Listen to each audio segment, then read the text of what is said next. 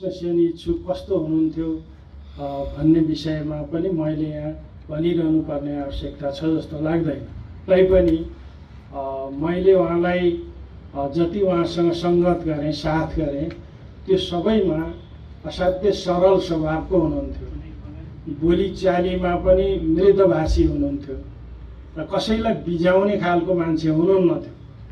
तर उहाँका कविता र उहाँको चाहिँ बोली, उहाँको राजनीतिक विचार अथवा चाहिँ उहाँले जुन अँगाल्नु भएको दर्शन हो, त्यो दर्शनले चाहिँ सबभन्दा बढी त्यति बेलाको पञ्चायती व्यवस्था, त्यसका शासकहरूलाई बिझाए र उहाँलाई अन्ततः उहाँको प्राण नदिइकन नहुने स्थिति पैदा भयो उनीहरूलाई।